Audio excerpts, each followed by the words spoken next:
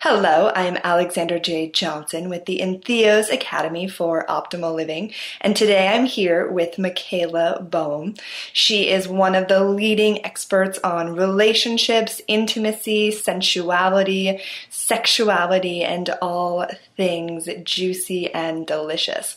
Very, very excited to have Michaela as one of the professors for the Academy, and thrilled to be talking with her today about her course called The Art of Intimacy. Welcome, Michaela. Hello. Yeah, I'm really, really excited to do this, and I'm looking forward to bringing a few new things into these, 8 weeks we're doing. So I'm excited to talk with you as well today. Yeah. So let's start off with intimacy. What is intimacy? I would say many things to many different people, but for me, intimacy is the interaction between two people, or, you could have it with animals, plants, other things too, but mostly between two people where each person allows a little bit more of themselves and their heart to be revealed. So there's a little bit less of a filter between people as they relate. Beautiful.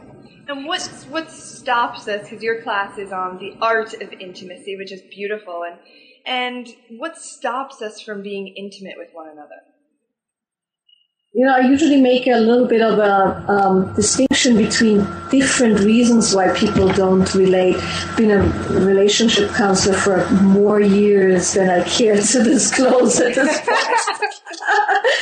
And one of the main things I find in established relationship is that there's habitual closures that kick in as people develop patterns with each other. So there's the one kind of closure to intimacy where you might have been open in the beginning, but now you have all kinds of withholds based on having history. So that's one way to look at what keeps us from intimacy.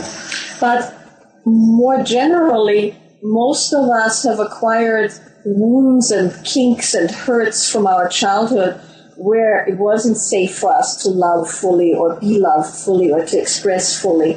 And so we have these veils or, shells that keep us from being fully available to another person. And then, of course, at the same time, we suffer those veils because we also don't receive fully. So there's the kind of wound closure or reaction to something closure. There's habitual closures. And then some things are just acquired habits that really don't have much of a deep psychological background. They're just bad habits of closing and things like looking away or not being able to connect in certain ways. They can just be habitual. Right. Anyone can benefit from more intimacy. There's not like a cap of like, I've got all the intimacy I need. Is that true? I would think so, yes. I think it's an endless endeavor and a very beautiful one, right? We've always had these moments where you just fall into someone and it's just the most delicious and beautiful and just kind of moment. And there's always more of that, right? And always deeper and always another level and more profound. So there's different ways to be intimate, right? Like I said, you could be very intimate with an animal. There's usually, animals don't have any filters, so you really literally fall in very easily. And most people have an easier time being intimate with an animal because there's no filters. Right. But from there, you can go to the person you meet at the checkout line, the grocery clerk, a coworker, family, children, and then intimate partners. So there's sexual intimacy, and then there's non-sexual intimacy. And in this course, we're going to explore the whole range of that, not just sexual intimacy, but how are you appropriately intimate at the grocery store, which is very, very, very different than how you're intimate with a child or how you're intimate with a sexual partner. Right. And You definitely want to know the difference between those. Yeah, and I've learned so much from you personally just on this, and I think it's such a fantastic thing to know how to get rid of those masks, right? So that you can have that intimacy with the grocer or the cashier, right. And then a very different intimacy and how to cultivate that. And you're genius at that. So it's very exciting. Yeah, I'm quite looking forward to fleshing out those differences because, I think when you look at these icons of the great saints, right, the people that we revere for not having these filters, there's a very different iconography for somebody like Mother Teresa than there is for, I don't know, like one of the more ancient saints. Right? But there's always this feeling that they're available and that there is nothing that's kind of hidden. And of course, when you go to the grocery store, for most of us, we're not going in modern sainthood necessarily, but it would be nice that with each person you meet, you can give a little bit of a gift of being available to that person as it is appropriate, right? So you don't stare into the grocery clerk's eyes for 10 minutes while breathing deeply and creating sexual polarity unless, of course. You're wanting to. Unless you want to. And it is appropriate for all involved. But, with all joking aside, that's of course not appropriate. But that doesn't mean that you can't make that person felt and seen and acknowledged for what they do. And so that's a huge gift. And then that same gift with family or friends looks a little bit deeper because, of course, you know them better and you know what to offer them better and you're able to connect deeply on an intimate level, but you're still not connecting sexually because that's not appropriate. Right. Most people don't know the difference and it can get sloppy and dangerous and inappropriate. But then there is your intimate partner. You are either chosen intimate partner that's already in existence or if you are looking for an intimate partner. And, one of the big distinctions that I'm going to make in the class is how do you look for an intimate partner? How do you connect when you first start dating? And then also, how do you maintain intimacy with somebody with whom you maybe have been married for 30 years or 6 or 10 or whatever? And they're in the aspect of intimacy that includes sexual intimacy. There's the concepts of polarity, which we'll cover as well, meaning how do you create proper sexual polarity? How do you keep intimacy alive in the sexual realm? And for some people that may not be familiar with the sexual polarity, can you just give a little bit on sexual polarity and why that's important for intimate relationships, especially our sexual relationships? Right. As you know, but for those of you out there who don't know, I've spent a fair amount of my recent decade traveling and teaching with David Deida. And David Deida is really I don't want to say the founding father of polarity because he's not the founding father, but polarity existed before him, of course. But he, like nobody else I've read and seen and met, because he practices these things himself, so it's a very, very based in practicality system, has defined the masculine and the feminine principles really well as they apply to all beings, so to speak.